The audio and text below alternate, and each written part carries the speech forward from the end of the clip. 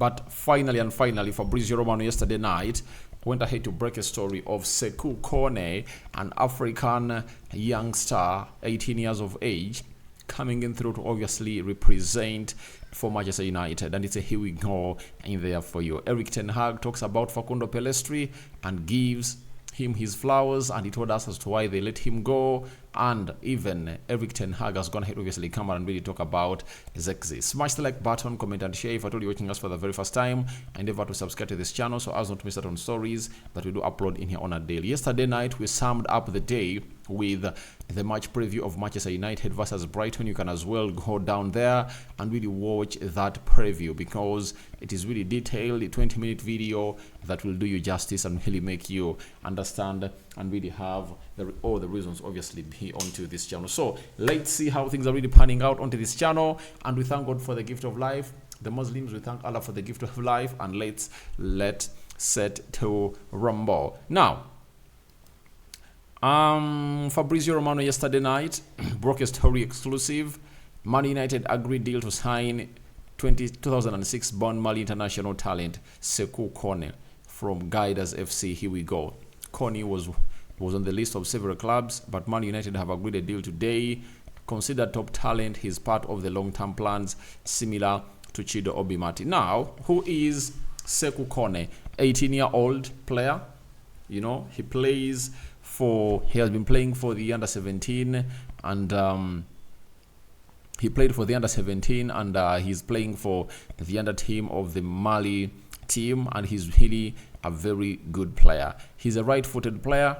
He can play as a CDM, he can play as a number 8. Those are the two positions that he plays. And at that age, when you come in throughout Manchester United, you obviously get to know that you are under the very right person, and that is Erik ten Hag. And I tell you, it's really going to be hard for any team to win a race of signing a youngster, you know, if at all United is interested in that player, because Erik ten Hag has gone ahead to create what we call a direct path from the academy to what we call the main team or the first team.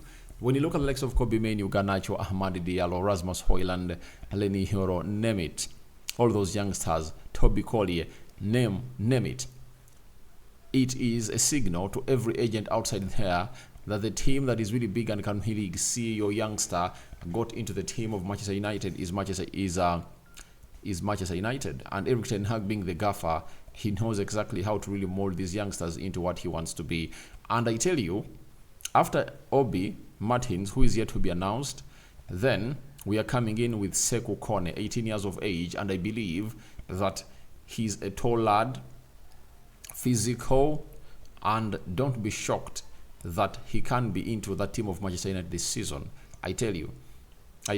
And for me, my huge excitement is all about the preseason. You know, it's always say that don't cross the bridge before you reach it, but for my case, I've always gone ahead to cross the bridge before I obviously reach it. You understand? Because the side of Manchester United has shown intent of really getting in these youngsters, and in due course, we all understand that we are going to be getting in these youngsters as soon as possible, you know. And come the summer of 2025, I know Chido Obi and Sékou Koné will be part of the squad of United that will be preparing to play into those pre-seasons. And I tell you, those are the two players that I believe are really going to break through easily and fast, because they're really good and they've gone ahead to show us that they can really turn into better players. So getting him at £1 million from Africa, it shows you something great, and this confirms to us the story that we are told that United has the best scouting team in the world.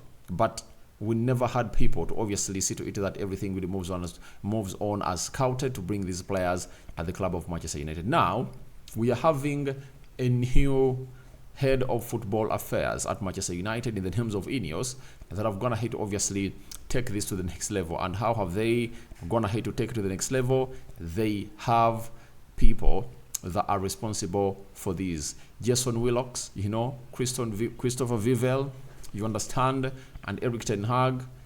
It's easy for United to execute such deals, and it's just £1 million player.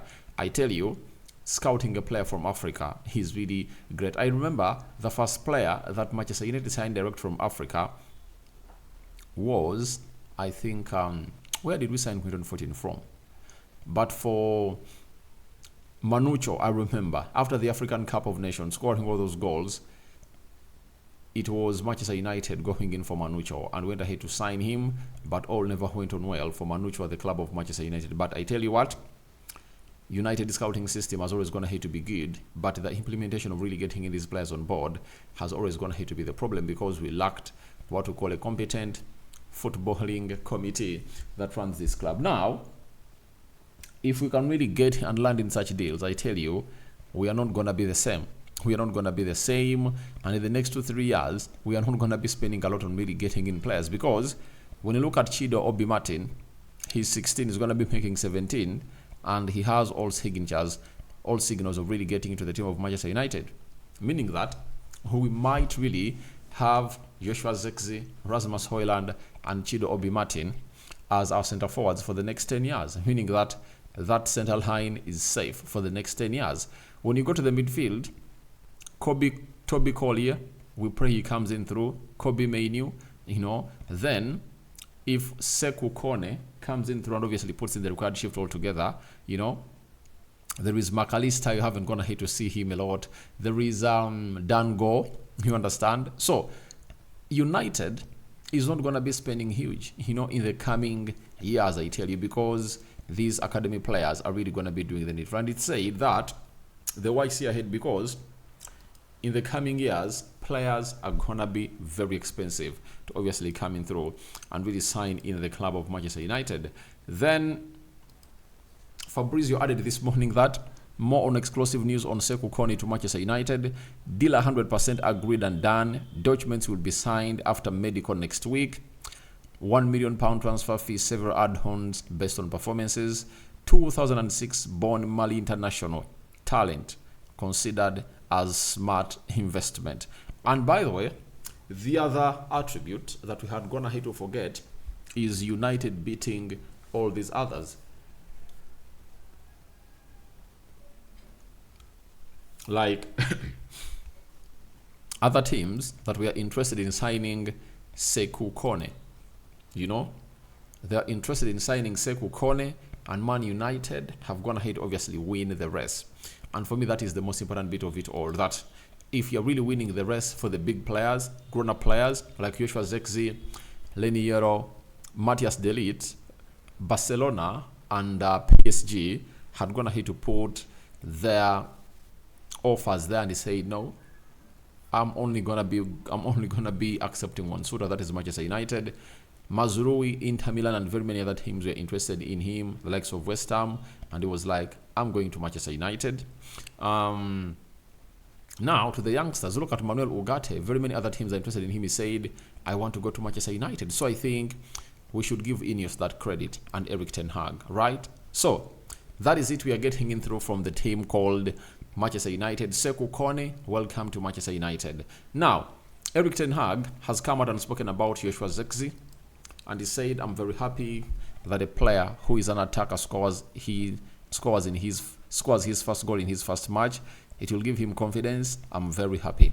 So Erik ten Hag obviously has to be excited about this youngster, 23 years of age, and he looks like he hasn't gone ahead obviously started. He's not feeling the pressure. After that game of football, I watched Dimitar Berbatov explaining to us what really went ahead obviously excite him onto Joshua Zirkzee. It was his deliberate intent of hunger, everywhere the ball was. He was like, get it to me, He was all over the pitch and was like, get me that ball and I'm really gonna make it happen, you get? So that is Joshua Zirkzee for you. And Ten Hag is like, he's happy for him scoring his first game, and it will give him confidence. And that's why I went ahead and said he must start in the game of Brighton, because if you want to obviously get in the best from yourself, then you have to obviously find yourself giving in the best of the best. So we are here to wait and see how Zirkzee is really going to feature tomorrow as we are playing Brighton, because I believe he has a very huge part to play into that game of Manchester United versus Brighton. And I pray to it that he doesn't start off the bench.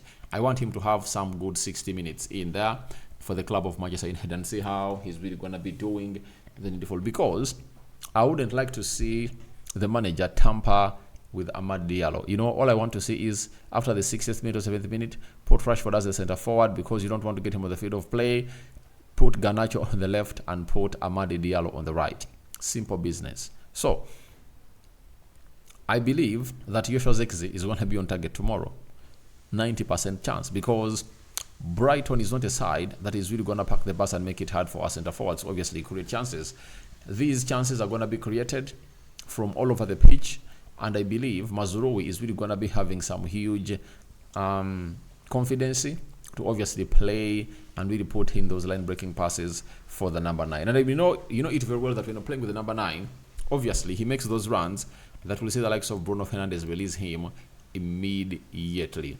Now, lastly, Erik ten Hag had something to say about Facundo Pellistri, and he said, Facundo Pellistri is very talented, you know, who has progressed very well last year, but we look at what we need and we have a lot of competition on the wings. He has a lot of potential and he needs games to progress. This is all what we said, that no one doubts the talent of this guy, but him getting into the team of Manchester United is really the problem. And the factor that really blocked his progress into the team was him taking part into what we call the the Copa America, and he missed out on the preseason. If he was available for the preseason, maybe he would have gone ahead to change the plan of the manager. But with how Amad Diallo really performed, you are like, Amad deserves a chance. It's Amad Diallo that deserves a chance, and he's using his chance very well. But for Facundo Pellistri, never know, one day, one time he'll return to Manchester United, as there is a buyback clause into the contract that was signed to release him from United to Panathinaikos in there for you. So wish him the best of luck. That is Facundo Pellistri, and we wait to see how things are really going to be panning out for him. So guys, thank you very much for watching through. I call upon for your reactions into the comment section below about Sékou Koné to Man United. Here we go.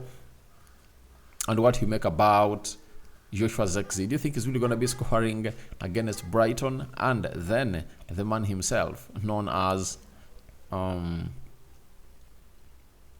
Erik ten Hag, speaking hugely about a player that we all know, who goes by the names of, what's his name? Who goes by the names of Facundo Pellistri. So I sign out for now. See you later, and I cover you all in the precious blood of Jesus Christ. And may the living to God bless you and bless you abundantly. Rokan David is my name, and hope you guys are really having fun. If you're gonna hit to enjoy this first video, and more videos are really coming in through, and we are dropping them like no other here onto this channel. So that's what we had for you. Sékou Koné, Ten Hag, Joshua Zirkzee, and Facundo Pellistri. May the living to God bless you abundantly, and may Allah bless you abundantly, the Muslims. And we'll come back from the mosques because it was a Juma Karim today.